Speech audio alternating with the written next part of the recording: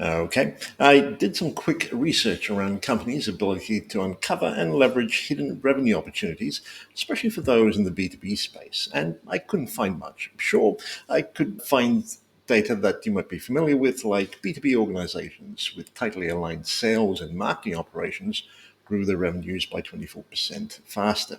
Uh, B2B buyers have, of course, increased their spending online by 45%. 21% of B2B businesses cite search engines as their top lead generator. And winning B2B companies are more willing to experiment with new sales technologies and analytics. But it left me wondering if that alone is enough to given the environmental circumstances we find ourselves in today.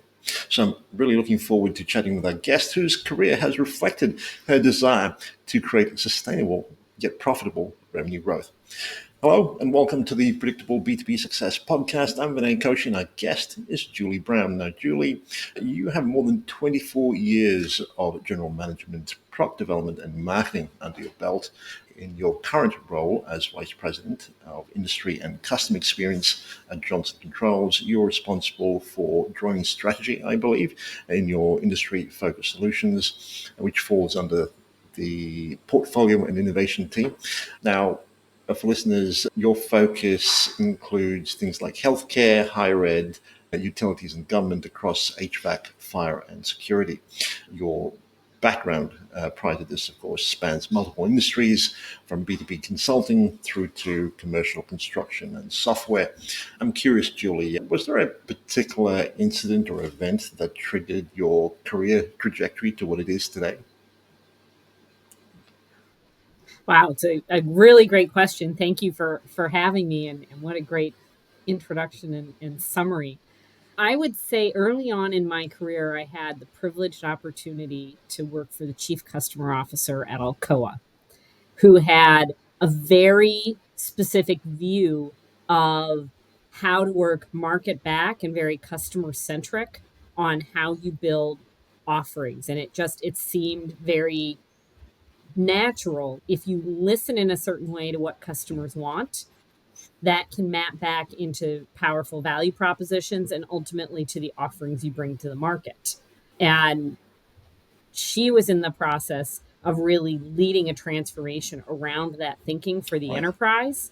And it's what I realized was it's a playbook that is Mhm. universal to how B2B companies win in the market, which is just being very market back and customer centric in how you think. Especially when, as you mentioned, in a B2B space, there's less direct advertising, television commercials, and some of those other levers that marketing often uses. When in B2B marketing, it's a lot more search engine related or relationship related. It requires more of that upstream work around value propositions and focusing on needs and outcomes to really get you to bring new offerings to the market that are going to be profitable and win. Given your journey to date, what would you say would be your personal area of strength? Ooh. To me, it's the very tricky work of translating those needs into opportunities because customers don't actually are pretty bad at telling you Mhm. what they want, Yeah. right? Customers just tell you they want the same thing at a lower price, Mm. right? And so listening through that and being able to look at data to help point you into what are needs that actually are an emerging market opportunity that you can go and build a value proposition and ultimately build an offering around. That translation and the ability to oftentimes create the data that's going to point you on your way, that's the hard work that needs to be done. It's creating it as you Mm. go, right? When you're talking about a new market, you can't go find the market research report that tells you this is what's changing in the market. And as a result of this is how much growth you can expect, Certainly. right?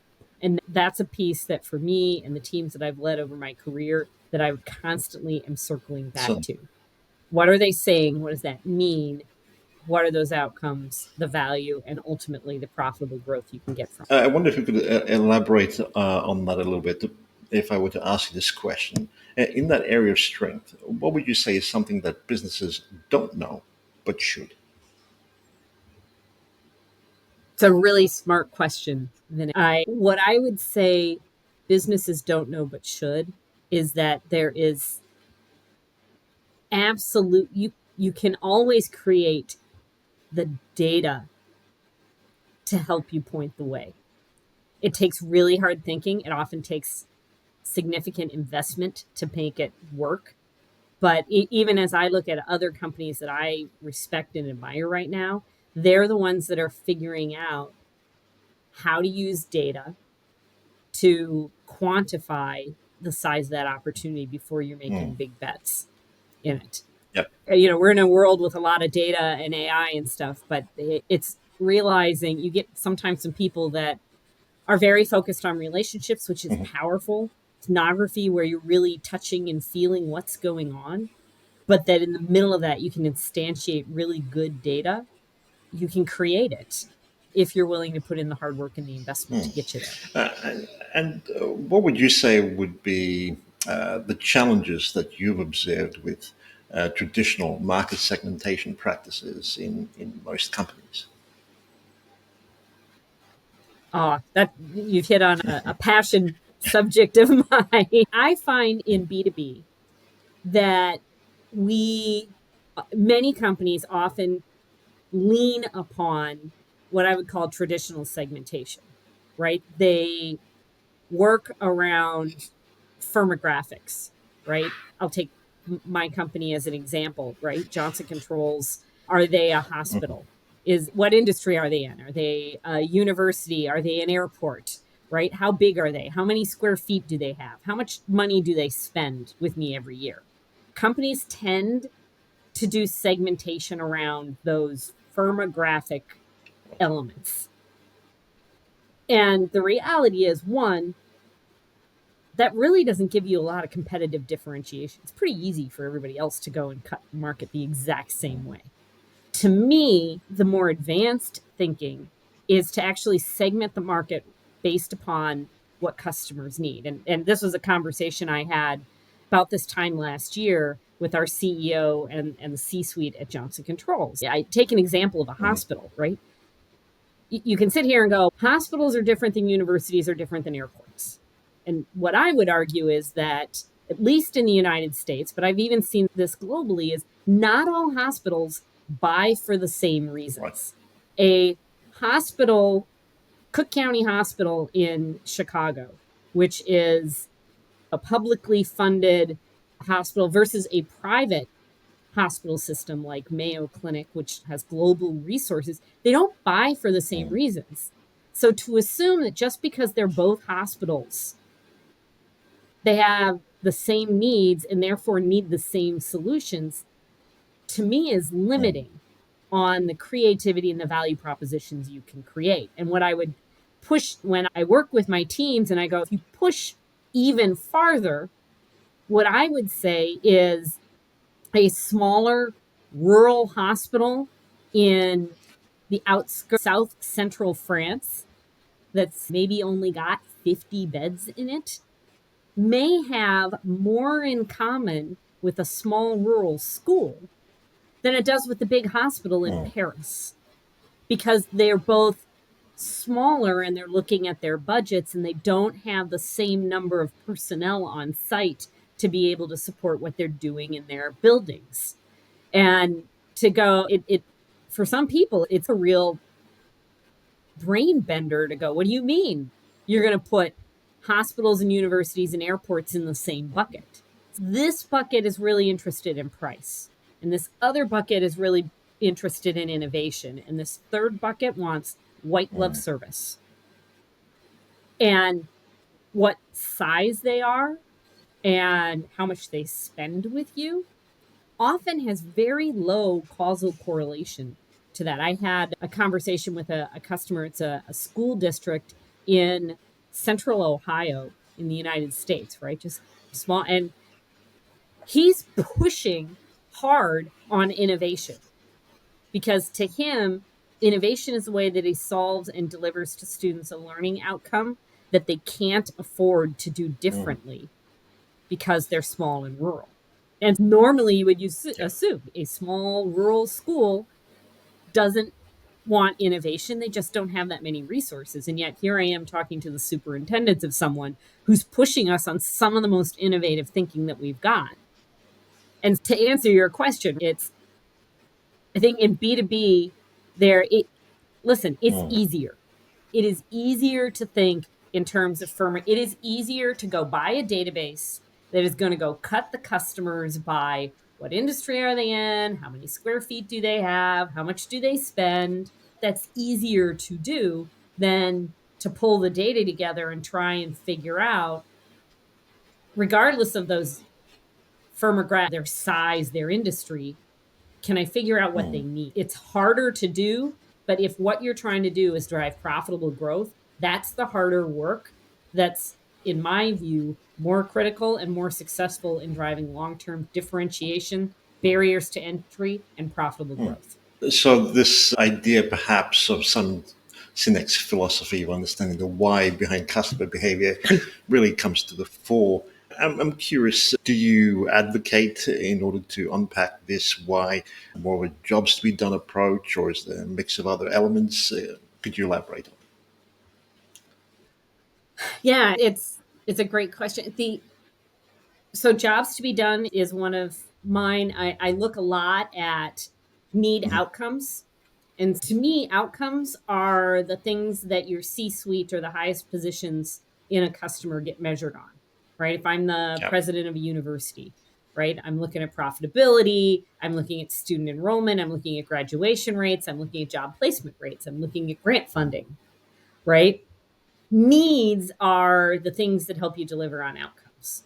So I focus a lot on needs and outcomes, and it's not mine, but the analogy that I keep bringing to people is no one ever went to a store and bought a drill because they need a drill. You buy a drill because you need a hole. And what I find is getting people to work a lot on focus on what the hole is, not the drill. Takes a lot of work to get there, but once their brain clicks, it works. And so if you take that with jobs to be done, and then traditional customer journey mapping, getting really granular on customer journey mapping. And then probably the fourth thing that I'm a big fan of is actual ethnography. Go do ride-alongs, go walk around your customers and just watch and listen. Some of the best ideas I've gotten are just wandering around hospitals, walking around schools with customers, and really listening in those spaces and touching and seeing. And that's one of the things I think is really powerful in B2B, right? Is we've got a space where you can go and watch and listen, and things are pretty self evident. If you walk around a factory and you see a big pile of something sitting there and you ask, well, what's that about? Yeah. Right?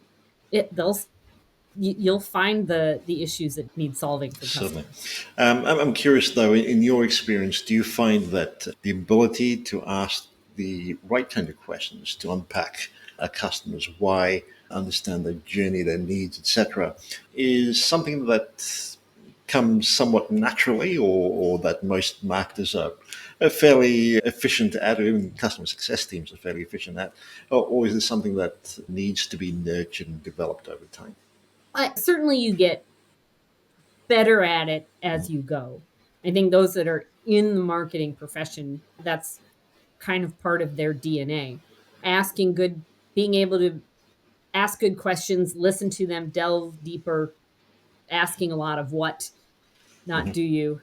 The piece that I find is harder, and we're playing around with it, but I think there's a lot of potential around AI, excuse me, is the translating of the answers in to those problem statements and the solutions and the needs. Again, oftentimes when you're talking to customers, they're actually really pretty bad at telling you what they need.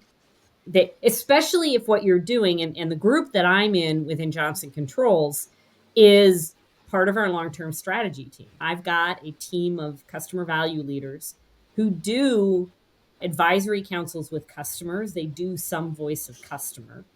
But the reality is we want them to be the canaries in the coal mine for what's going on in Mm. the industry. And that means not only listening to what customers are saying, but listening to what they're not saying, or realizing the last three times they told you this, but now they're not talking about it anymore. That's a shift that you need to cap. That those are the fissures in the market that when you look at really great leaders that they spot those and they adapt and they adjust on. So to me, it absolutely takes talent that you can learn, you can definitely hone your craft on, but the part that really is work, and I think AI's got a lot of potential to show us, is how do I translate what they're saying into the true synthesis on where there's an opportunity. That's very insightful. I'm also curious, what about emotions? Is that something you factor into this strategy of unpacking people's whys and understanding their needs? If so, how does it work? Absolutely. It's the end of the day, as much as I am passionate about data, the reality is this still comes through humans. And delivering it in our business, our services are done by our field technicians. Sometimes it's done through digital delivery of services, but the decision, there's still humans involved in the decisions. And so respecting that, um, making sure that you find ways to connect and still be very authentic with the humans, even in a B2B Mhm. space, right? Again, we're not consumer. We're not going to convey the emotion of a cosmetic commercial where they focus on that. What I do find it in B2B, the emotions and the humanity of it is making sure that why is getting motivated from some pretty common places. And it'll give you cues as to where that emotion So, comes from. But yeah, it's very yeah, human, indeed. even though it's B2B and you got these big buildings and manufacturing and stuff like that, that some would say is less Mhm. personal than something that's more consumer. I find it is just as human and people centric as any industry that you'd get into, whether it's consumer or B2B. Certainly. And given the space that you're operating in, and assuming that we have all of this information available, how would you say businesses can effectively differentiate themselves through value disciplines like price, operational excellence, and customer intimacy? Ooh, that's one of my absolute favorite. To me, that's where you connect the need segmentation that we were talking about earlier into those value disciplines, right? So if you understand that what they need is price, that is telling me which value discipline I'm going down, right? If what they want is white glove, that tells me what value discipline you go down. As we look at it at Johnson Controls, it's not just the value discipline. It's hoeing to the end of the row. And by that, if you've got a customer that is truly price Mhm. centric, then you've got to go all the way across the customer journey and look at how you respect that need at every single Yeah. touch point. From are they going to have, access to sales reps, or are you going to force them into an online no touch only sales channel, because the return on sales and the cost to sale, the cost to serve is lower there. Are you going to limit the number of products, or more importantly, maybe the customizations they can do on the products, because customization Yeah. adds cost and they value price, right? And it's going through and saying, now when I deliver that, right, how do I set up my manufacturing so that my manufacturing is set up to be as efficient as possible. And so that means they can only order it in certain quantities because those are the quantities that my manufacturing is Mm. optimized for. To me, the value disciplines, it's not just about that, it's actually telegraphing back into your business. Okay, this changes based upon the value discipline you're in. This changes how I'm going to market to you, how I'm going to do lead generation, how I'm going to engage you in a go to market approach on selling, how I'm going to fulfill whatever it is that I sell to you. And depending on what value discipline you're in, changes that experience. I think the other one that companies need to really be honest about is stepping back and looking at the entirety of their enterprise and going, as a company, which value discipline do you largely fall into? And where I find companies struggle sometimes is that they're not clearly in any one Right. of them. Or they're a little schizophrenic because they're in one, but they'd like to be in Mhm. another. And so they try to act like they're in the other. But that's not how their operations Mm. are set up. That's not how their data is set up. That's not how their sales compensation is set up. It's only when those all completely stack on top of each other that you win and get acceleration into the market. Rakuten does a really nice job of it. They're very clear in their value discipline, but you can see top to bottom how every decision they're making in their company is staying true to the discipline they've chosen to represent in the market. That's really interesting and insightful. Just wondering though, you've touched upon a few misconceptions and pitfalls that businesses encounter when attempting to innovate based on customer needs, but are there others that we should be aware of? I'm sorry, ask that Sure. again, and So, I are there follow what other you're. misconceptions or pitfalls businesses encounter when attempting to innovate based on customer needs? Oh, yeah. So there's two things that I encounter a lot as far as misconceptions on innovating for customer needs. One is, and this is why data is so Mhm. powerful, is having the right data, the right customers, and the right analysis through it, right? There's a temptation sometimes that you go and you talk to your friends and family, and so they tell you what Yeah. you want to hear. And you go and build what your friends and family want. And then when you go to launch it to the market, doesn't pick up on it because you built it for this very small segment of the market, which is friends and family.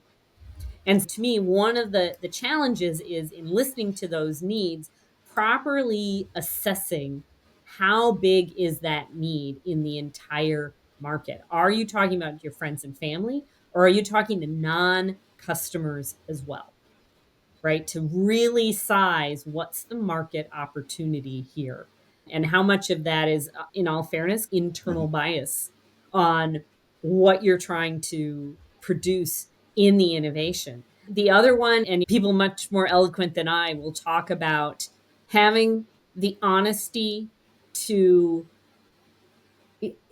kill good ideas that are not Mm. great, because that's really Yeah. hard to, once you've got investment into it, once you've got time and you've got people who are really passionate about it, and you don't have enough resources to do the good ideas, and killing those, and in some cases Mhm. keeping them killed because the person whose great idea it Yeah. was is going to sit here and go, hey, wait a minute, but this is a really good idea. They said no here, so they're going to try and figure out another path to try and keep it coming around, and getting that focus around. We are putting our bets on the great ideas. Certainly. To me, are the top two things around needs and innovation. And going, yeah, customers need this, but do enough customers need it? Do customers, they're going to pay Mm. us for it, but are they going to pay us at enough of a profitable margin that makes it worth us doing this versus all the other alternatives I Mm. have? Right? Those are hard conversations to have. They're easier to have when you've got good data. But again, when you're creating new markets, you don't always have uh, the concrete data to help you clearly go, yes, no, good idea, bad idea.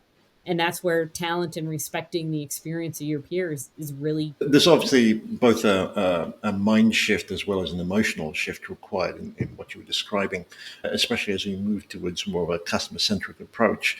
What would be a good framework to make sure we're on point when helping to navigate this change? Just me. But I've found the farther I've gone in my career, and the thing that I wished I would have had earlier in my career was the confidence in being wrong. Hmm. And that when you admit that, you get like going through the change and saying, you know what, I don't really understand where we're going here. Or did I miss something here? Or, you know what, I was completely wrong. I like the market was supposed to work this way and it didn't. And I don't know why, but it's not behaving the way I was thinking it was going to. going to work. And when it doesn't, having the humility and I guess the courage to do that's the emotional piece, regardless of where you're in the career. When you're doing this B2B, trying to drive new growth, it's understanding that whether the product launches and whether it launches as successfully or not as successfully as you want it to, we all absolutely want it to be successful. But as a human, as a person with family and people outside of work and a life that I'm trying to live in a way that is decent and positively contributing to the community and the neighbors that I have, it matters, but it doesn't matter. And when that becomes your priority, the priority is I want to make sure that I'm living well that helps other people come along their best journey first, then you worry less about getting it right. And you worry less about being successful. Not that you don't want it, but with that then comes some Hmm. freedom to more quickly say, I don't get it, or I think I was wrong. And the reality is that becomes power. Because the faster you can say, I don't understand it, or I made a mistake, but you're making a mistake really early on, other people that you've built the respect and trust around are going to try and help you from that mistake. And so you can course correct on to your question, the journey and the transformation overall faster and easier than if you're like, I got to get it right. I got to get it right. I can't get it wrong. I can't make a mistake because all these bad things are going to happen. And listen, bad things are going to happen and they're not going to be Yeah. fun. But in the perspective of being a person that lives a respectable, honorable life, you can survive bad things happen so long as you learn from them. But that's the to your question as a person, what do you shift? What do you change on the Hmm. journey? Have the courage to say when you don't know, to start spotting mistakes and looking for your blind spots. I actually, it's interesting. I have a couple members on my team that are in many ways polar opposites to me. And I so appreciate having them on my team because they are honestly, they spot my blind spots and they very politely go, Hey, boss, did you think about this? And I'm immensely grateful every time they do that because I'd rather have them pointing out stuff that I'm missing that could potentially be a mistake or a misstep early than to keep running and have it blow into something bigger where the impact is just so much more serious. And I'll come back to the mission of Johnson Controls, right? Like we keep hospitals running, right? If you get stuff really wrong, I'm here in the United States, we provide security systems for school systems, and it's heartbreaking that we even have to do that. But if you get it wrong, Yeah. the implications are some of the highest prices that can be paid.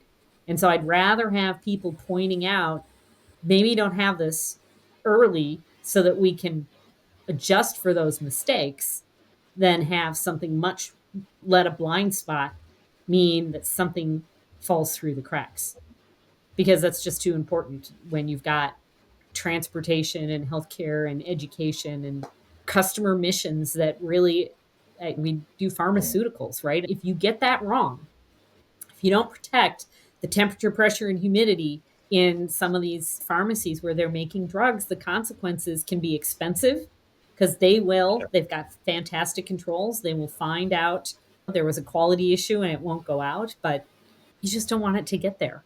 What they're doing, that slows down getting treatment to people who really need their treatment. Absolutely. Did that answer your question? It was a long Absolutely. answer. And if I'm hearing you correctly, it would imply that leadership certainly plays a key role in driving this shift within an organization. I'm curious, is there something to be said about leadership's role in not just allowing for that culture and safe space where people can openly make mistakes and learn from their experiences, but also have the confidence to experiment and test that hypothesis as we're looking at shifting towards a more customer centric experience within the organization and externally? Yeah, it's a really good question. You'd asked earlier about emotions. we've had, so at Johnson Controls, we've got a lot of change Mhm. going on right now, especially as we've created the team that I'm in is a little over a year old. We're getting into our long range strategic planning process. And listen, you're asking really big, powerful questions. And there's a lot of investment, and not everybody's going to get the investment they want. And there's a lot of passion around that, and having to make hard decisions. And the conversation I was having with my team last week, and as I talked to other people that I'm mentoring within the company, it's my goal is that I'm in your corner for your career. I hope that's a very long career at Johnson Controls. But if for some reason someday that's not here, it doesn't change the fact that I'm in your corner and I want you to thrive. And that thriving is not solely about work. And if you start with, I want this person to thrive in work, outside of work, doing it respectfully in the parameters. You don't want to get touchy feely about this job as a family and stuff. But if you genuinely look at the people on your team, the people you're leading, and going, this is about them having a life where they can thrive, and work can help contribute to them thriving. If you start there, then it's coming back and helping them connect the dots between what it means for them to thrive and what's the ask in front of them, and why it needs to be done. You coined in on that very early on, and I'm a big fan. It's classic Simon Sinek, right? Start with why. I had the opportunity to listen in on a call from the CEO of Bank of America, and he was talking about that leaders are the keepers of the why. And the example he shared was, it's one thing to say, we're going to close down this bank branch, or a manufacturing company, we're going to close down this plant. But to explain the context in which that decision existed in, it doesn't mean everyone's going to agree with you. It doesn't even mean that the outcome isn't going to be painful. But if you think about people who are going to thrive, you owe that to them to explain why. That at the end of the day, the health of the larger system requires us to have this amount of profitability, and these factors here are gating it, and we can't help support more customers here because of limited resources. And so we're having to make tough Mm. trade-offs on where we're putting our resources. But I really appreciate how he put that. Leaders are the keepers of why. And then when he said is, you need to explain why until you're sick of doing it, and then explain it 10 more times. Certainly, that's a great piece of advice there. In terms of marketers being able to communicate the business value of their initiatives to gain credibility and influence within their organizations, you've certainly touched upon the data piece, the research, and things of that nature. How do we communicate this in a way that makes sense to or really resonates with others within the organization, so that it goes beyond just data points and facts and figures? I love this question. And this is something I'm really passionate about.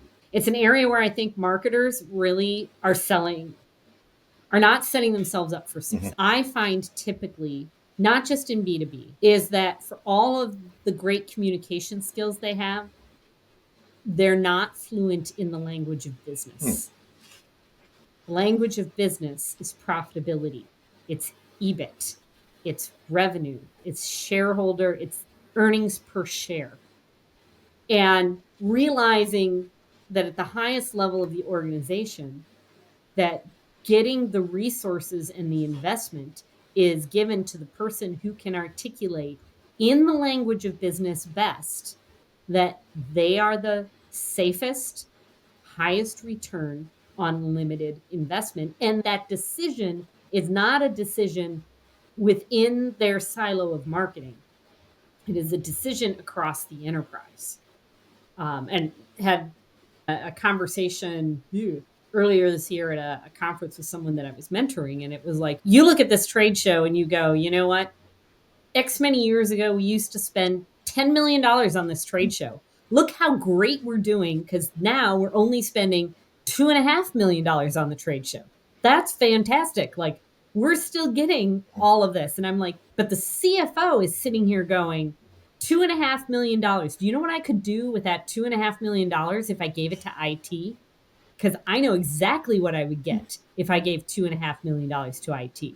IT can tell me the profitability, the productivity, the new revenue that we can get if I give them $2.5 million. Marketing, when I give you $2.5 million, you tell me how many clicks I get, you tell me how many leads I get, but you can't tell me that if I give you $2.5 million today, that I guarantee in 8 months you're going to get $110 million back at 52% Mm. margin. That's the language of business. And that's where I think there's a real opportunity for business, for marketers to grow in business. The story that I tell people is, if you go back to the early 90s, the CEO and the CFOs were looking around companies and they were walking around their manufacturing plants and seeing piles of scrap, this, that, and the other thing all over the place, and said, how much is this costing us? And so you had lean manufacturing come in. And now manufacturing and quality have really come to learn the language of Mm. business, right? If they want to expand a plant, they'll be like, listen, I need $50 million to build a new plant. But within this many years, I guarantee you, we're going to be able to take this much market share, grow our revenue profitably here. They're like, cool, great. And so now if you were, and I'm so grateful we have them, but if you look at your colleagues in engineering and manufacturing and quality and supply chain, they've solved the big rocks. They're going now for the incremental, how do I get another 0.9% quality out of my manufacturing Mm. lines? And so then they get done with that and they turned around and they were like, wow, look at how much money we're spending on IT. That's a whole lot of computers. Do I really need to be spending all this money? And so you look and you've got SAP and you've got Oracle and you've got IT transformation. And now, if you look at CIOs are really savvy at saying, listen, we need to upgrade to the latest version of Windows. And the reason we need to spend this money is because it's going to give us this much additional cyber protection, which lowers our risk here. It's going to drive this much additional productivity. It's going to allow us to work more remotely, which allows us to lower our real estate footprint, which is capital money that you can put back into investment somewhere else. They talk in the language of Mm. business. The thing is, when a CEO turns and looks at marketing, and they see I'm spending millions of dollars of marketing to get clicks and leads and trade shows and sponsorships, they don't know what they're getting for that money. And so the competition for those resources, they sit here and go, you know what? I could take all of that money and I know I can give it to IT. I could take that money and build myself a new plant. And with certainty, I know what I'm going to Mm. get from it. I know the ROI. And that's honestly, that's the standard they, as CEO and CFO, are being held to by the board and by the shareholders. And so, to answer your question for marketers, the way that you get around that is to make sure you can articulate why this investment, what are you going to get at what time frame, at what Mm. profitability.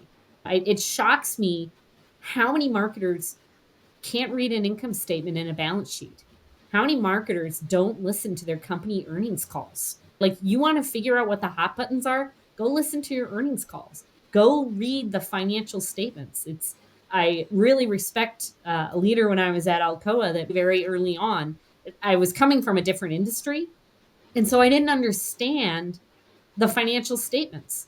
Part of it was just because things that I had before, like SG&A, sales, general administrative expenses, they had GASI, general administration and selling expenses. And I'm like, okay, so what's the difference between those? They're like, we do more manufacturing than Mm. professional services. Like, you have to understand those financials because that's the language of money and where investment goes within companies. And marketers who don't do that are going to just always be wanting to be asked, put me in the game. I can do really great stuff. Just give me the resources and I can do really great stuff. That doesn't cut it anymore in the world of business anymore. I'm not going to let you in unless I know for a fact that you can deliver. And marketing as a whole doesn't do a great job of evidencing that they can be trusted with those resources.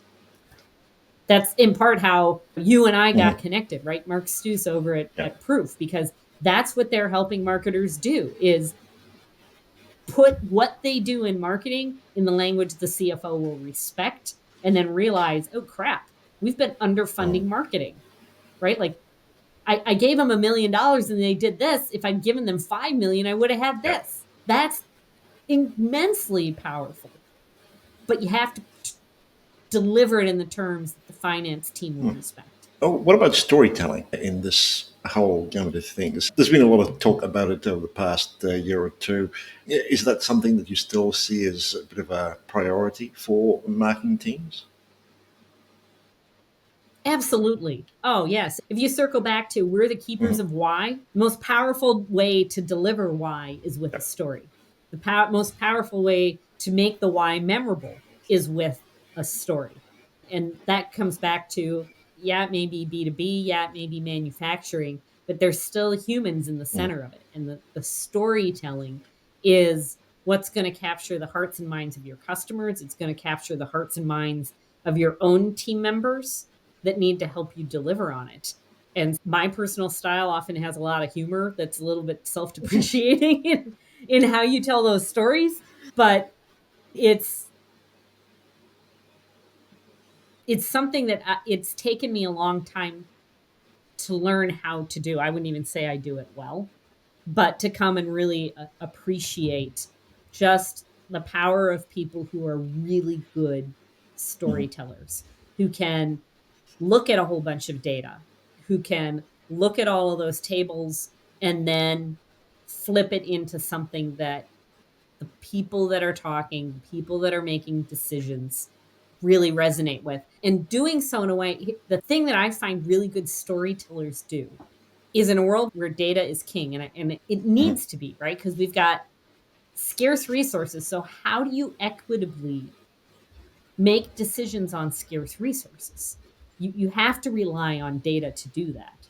But to get people to buy into that conclusion, you need the stories. And there's there's a careful balance between letting the individual anecdote trump the data, right? Because we've got all these customers who say this, yes, but I know this one customer over here that says something else. So everybody's going to go listen to this one customer and you over Mhm. rotate away from the data. What really good storytellers do is bring to life what is sitting inside of the data and presenting it in a way that's easy for people to understand. Certainly. What about eliciting and capturing customer stories or customer narratives? Ooh, this is one I have to say in my entire career, this is one that I'm particularly a little bit proud and excited about in my Mhm. current role as we have stood up customer advisory Mm. councils and set them up globally around different industries, around different lines of business. The team that works on it are really great leaders. And part of what I really appreciate that they've done is they've put some really key principles in it. And they work really hard on it, which is this is not voice of customer, right? And so, as advisory councils, if you want their advice, you need to listen. Mm. And so they have a metric. Like when we get the councils together, it's did the customers talk more than we did? Well, This is not coming in and presenting the latest and greatest blueberry version of something that we've come mm. up with. There's a time and place for that. It happens in our business development and our commercial program. It's bringing forward big questions and asking them and listening and getting into those multiple layers underneath the answers that being given, one. But then two, being able to listen to that and then percolate it and get it to saturate down into a lot of different corners of Mm. the enterprise. So that I talk about the ladybug picnic, right? You get 10 customers in there and we got 80 people that want to listen to it. I can't put 80 people in the room with you. So I'm going to put really talented people in the room who can lead that discussion and then give it to the other 80 people to get all of the gems Mm. out of it. But it getting these going are some of the things our CEOs involved, our entire executive team is involved, and we've got one of the officers of the company, and he's listen. I want to do undercover boss. I'm not going to be undercover, but I don't want to present Mm. in these. Just can I introduce myself at the beginning and just listen? Because I'm going to I want to listen to what customers are asking, and they don't dominate the conversation. They're just truly there to listen and absorb so that they're getting context, which again, as you get to be leaders, becomes more and more Mm. powerful, right? To be directly with customers, to be front lines with the employees. So that distance between what you're trying to lead at scale and the reality of what it's like for the last person in that chain, right? We can come up, we've got fire inspectors. They inspect the fire alarm systems in buildings around the world, right? And you can come up with a really fantastic idea, but you need to start with what is it like for the customer whose building they're walking into and for that technician who's going to walk into the building and then work backwards from Mm. there. And that's what these advisory councils are helping our leadership and our businesses do is understand when our person walks in the building, what's the experience that the customer is getting on the other side of that. Did that answer Yeah, your question? absolutely, and it's really interesting. I think we've covered a fair bit of ground here. I'm curious though, is there perhaps an aspect or two around this idea of really developing a customer-centric approach that's sustainable yet leads to profitable revenue growth that you find doesn't get much airtime? If so, what would they be? That oh, that's such a great question. To me, it is the persistence, the patience, and the endurance. We've got AI, we've got data, we have so many tools to help us do this better. But the this that we're doing hasn't necessarily fundamentally changed. And what I think being able to stay true to that core bit and not get distracted by this fancy thing over here or this new innovative AI, it can maybe accelerate things, it can Mm. inform things, it can help you get faster, but it can also be very distracting, which slows you down versus and understanding. The way I think of innovation is trying to start a fire in the rain with no matches. Yep. It Mhm. can be done, right? And if you've ever done any wilderness camping anywhere, right? It's like you use your back to shield Yeah. whatever you're going to do from the downpour, and you try to steel wool rub sticks together, and it's tons of work until you can finally get maybe a little bit of smoke. Maybe you can get a spark going, and you finally get this tiny thing going. And if you put on even a twig that's too big, you crush it before it gets there, right? And you have to bring the scale to it at the right time. And ultimately, when you do it right, we've all seen bonfires that are so big that even though it starts raining, the fire doesn't go Yeah. out, right? Like it can withstand pretty good rain. Unfortunately, and quite heartbreakingly in the United States with some of the wildfires, right? They finally get rain. It doesn't it takes a lot of that to put those fires out.